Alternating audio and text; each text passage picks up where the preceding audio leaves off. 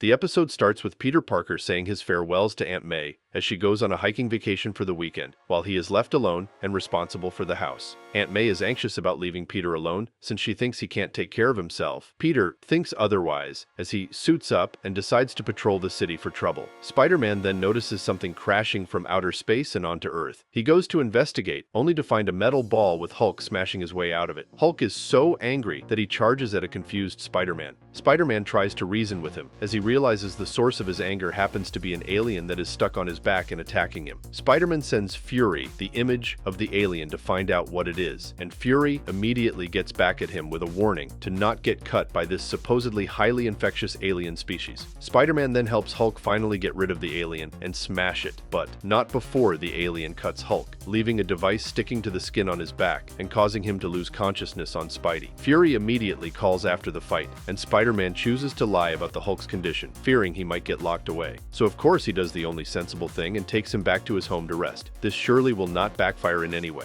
As soon as Hulk wakes up, he destroys a couple of things in Spider-Man's room and punctures the wall. So off to a good start, I see. Spider-Man tries to get Hulk to calm down a little so he could focus and figure out a way to help him get the alien thing off his back. But if things weren't hard enough already, Aunt May shows up unexpectedly from her hiking trip because she twisted her ankle and asks Peter if everything is alright. Spider-Man then tells the Hulk to stay quiet as he quickly hides his suit and goes to meet Aunt May. Spider-Man now has to juggle keeping Hulk quiet and hidden, while also taking care of Aunt May and not getting her to go upstairs and find the mess he made. Hulk tries to leave the house, but Spider-Man convinces him to stay until he knows how to help him. Aunt May, on the other hand, is prancing about, so Spider-Man has to distract her with TV or music, or even forcing her to take a nap. Spider-Man is then shocked to see Hulk rummaging through the fridge like it is nothing. Hulk then loses his balance, and Spider-Man has to carry him back to bed. During this time, Hulk explains to Spider-Man how the aliens kidnapped him first and took him to space, but Hulk managed to smash most of them to come back to Earth, but there were so many, and now Hulk feels sick. Spidey pushes Hulk into the basement immediately and goes to check on Aunt May, who is getting a little suspicious. After dealing with Aunt May, Spider-Man goes back to the Hulk, and they have a heart-to-heart talk where Spider-Man reveals his secret identity to Hulk to gain his trust even further. Hulk then passes out again, and the device on his back juts out like it is trying to leave his body. Spidey takes the thing out of Hulk and starts analyzing it. Fury tries to talk to Spidey about his behavior meanwhile, but Spidey brushes him off. Spidey then discovers that the alien metal is living somehow, and it may have sent a distress signal to the aliens. Spidey feels the earth shaking, but it is not the Hulk this time. It is the aliens landing on his lawn. Suddenly, Hulk wakes up feeling considerably better and ready to smash the shit out of the aliens and help Spidey. Hulk manages to smash the hell out of 2 of the 3 aliens that landed, and Spider-Man stops him from attacking the 3rd one that is escaping, so that they could follow it to the source. Spider-Man and Hulk follow the alien to an abandoned building and discover the alien ship in the middle of it. The ship then spits out some goo that manifests into the aliens that have been attacking them, but they now have features similar to Hulk. Spider-Man realizes they were studying Hulk's body to replicate it and evolve themselves, and that infuriates Hulk enough to start smashing them. Hulk and Spider-Man fight with all their strength as they smash left and right, but it seems that it's not enough as the ship continues to produce a seemingly endless amount of aliens. The solution to all of this? Of course, more smashing. Hulk smashes the aliens so hard that he completely destroys the production ship. Spider-Man celebrates the victory, but the shield suddenly appears to rain on their party. Fury tries to arrest the Hulk, but Spider-Man defends him and tries to reason with Fury so that he accepts Hulk as a hero. Fury is surprisingly understandable, and he extends his hand to the Hulk to join S.H.I.E.L.D.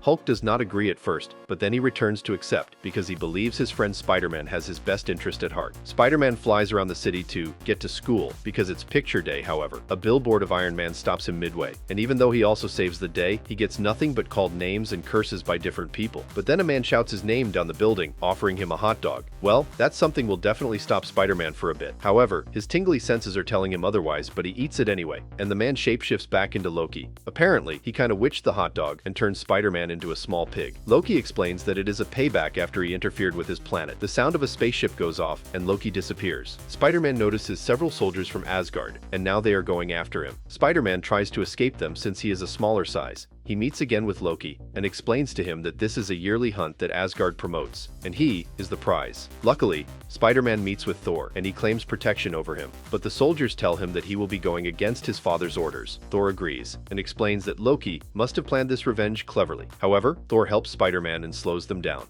and tries to calm Spider-Man, claiming that the hunt will be over by sunset. The soldiers meet again with Thor, but this time Thor asks Spider-Man to grab onto his hammer and he sends him to somewhere else, his school. Thor states that the school would be the safest best place for him to hide. Spider-Man sneaks around the school but stumbles across several students. They make fun of him, and Loki appears all of a sudden. Spider-Man tries to fight the several soldiers from Asgard and asks the students to clear the area. One of the soldiers tries to attack him but gets electrified instead. As Spider-Man was trying to hide in the bathroom, Loki shows up again, but this time, Nova and the rest of the superheroes save him. Thor comes back and tries to warn Agent Coulson that Loki and several soldiers are in the school and are after Spider-Man. Spider-Man runs in the hallway with the rest, but they get cornered by the Asgardians. However, Agent Coulson appears and tries to stop them. Thor then appears and fights with them. Coulson signals to the rest to go to the detention room, and they immediately get to the Fury's ship. Fury tries to reassure Spider-Man that he is safe. However, he tells the rest to stay on full alert, but they are interrupted by the soldiers flying to the ship on their flying wolves. The rest of the superheroes go out to fight with them,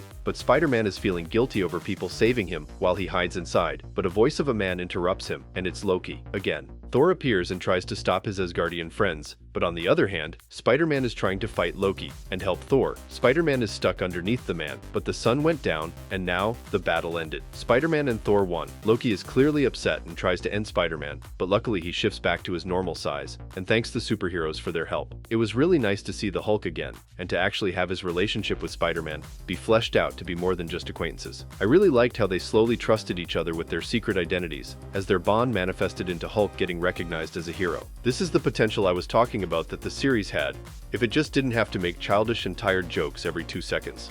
As for the second episode, I enjoyed the fun part of the hunt. It was going to be brutal if the sun didn't go down. However, the version of Pig Spider-Man was really cute and delightful. I hope we get to see more versions. This brings us to the end of today's video. Don't forget to leave a like and subscribe to our channel to get more videos like this one. Your support helps us grow. And tell me, what do you think of these 2 episodes? Do you think Spider-Man made the right choice by hiding the Hulk at his house instead of telling Fury the truth? Or did he just make things worse for himself? Let me know in the comments below. I read all of them.